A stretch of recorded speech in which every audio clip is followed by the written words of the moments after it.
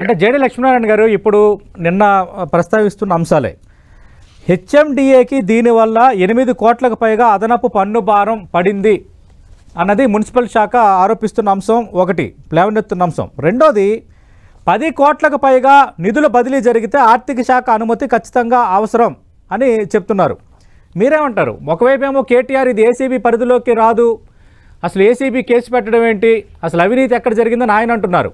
ఇక్కడ ప్రభుత్వం ఎఫ్ఐఆర్లో కీలక అంశాల పరంగా మనం చూస్తే ఒకటి చెల్లింపులకు సంబంధించిన వివరాలతో పాటు నేను ఇందాక అన్నట్టుగా 10 కోట్లకు పైగా నిధుల బదిలీ జరిగితే ఆర్థిక శాఖ అనుమతి తీసుకోలేదు, దీనివల్ల హెచ్ఎండిఏకి 8 కోట్లకు పైగా అదనపు పన్ను భారం పడింది విదేశీ కంపెనీ చెల్లింపులతోని. వీటికి సంబంధించి ఏం చెప్తారు? అంటే ఏమవుతుందంటే మామూలుగా 405 ఐపీసీ అంటారు దీన్ని, క్రిమినల్ బ్రీచ్.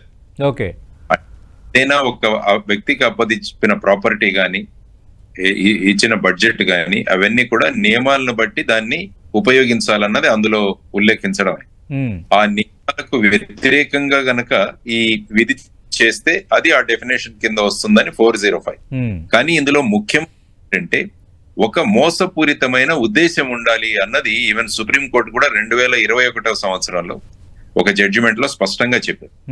అంటే ఈ లావాదేవీలు మోసపూరితంగా ఎవరికైనా వాటి వల్ల లాభం చేకూర్చే విధంగా ఆరు స్వలాభం కోసం చేసి ఉంటే అప్పుడే ఈ 405 అన్నది అట్రాక్ట్ అవుతుంది. అదే కనుక ఒక పబ్లిక్ సర్వెంట్ అంటే ఒక మినిస్టర్ గాని ఒక సివిల్ సర్వెంట్ గాని చేస్తే 409 అట్రాక్ట్ అవుతుందని సుప్రీంకోర్టు స్పష్టంగా చెప్పడం జరిగింది. అందులో ఇన్వెస్టిగేటింగ్ ఏజెన్సీస్ ముఖ్యంగా చూడాలంటే ఇది ప్రొసీజర్స్ కు ఫాలో అవ్వలేదా, ఆర్ దీని వెనకాల ఏదైనా మోసపూరిత అంటే డిజానెస్ట్లీ అంట ఆ విధమైన ఉద్దేశంతో చేయడం జరిగిందా అన్నది ప్రధానంగా చూడాలన్నది సుప్రీంకోర్టు యొక్క డైరెక్షన్. కాబట్టి ఇప్పుడు ఏసీపీ వాళ్ళు ఈ విధంగా చేయడం వల్ల వారు ఏమన్నారంటే, ఇంతకు ముందు కూడా నిన్న ప్రెస్ కాన్ఫరెన్స్ లో మాంట్రియల్ వాళ్ళు కూడా ఈ విధంగా, కెనడాలో మాంట్రియల్ వాళ్ళు కూడా ఈ విధంగా రద్దు చేసుకోవడం వల్ల ఆ తర్వాత ఈ సంస్థ కోర్టులకు వెళ్లి వాళ్ళ దగ్గర నుంచి డ్యామేజెస్ వసూలు చేసింది అన్న. అందువల్ల ఆ విధమైన పరిస్థితి మనకు రాకుండా ఉండడానికి ఆ సందర్భంలో ఈ విధంగా అక్కడికి వాళ్లకు ఈ అమౌంట్ ట్రాన్స్ఫర్ చేశాం. టోటల్ ట్రాన్స్ఫర్ కూడా ట్రాన్స్పరెంట్ గా జరిగింది, వెళ్లి వాళ్ళ అకౌంట్ లో పడింది అన్న.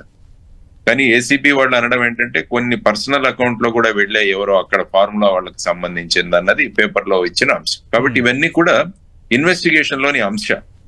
ఇవన్నీ కూడా ఇన్వెస్టిగేషన్ చేస్తూ ఆ విషయాలను ఏసీబీ వాళ్ళు బయటికి తీసుకురావాలి, అది వారి ముఖ్య అంశం. కాబట్టి ఏసీబీ కూడా ముఖ్యంగా ఇందులో దురుద్దేశంతో ఏదైనా చేయబడిందా, లేకుంటే ఒక ఉన్న నియమాలను అధిగమించడం జరిగిందా, ఈ రెండిట్లో తేడా ఉంది.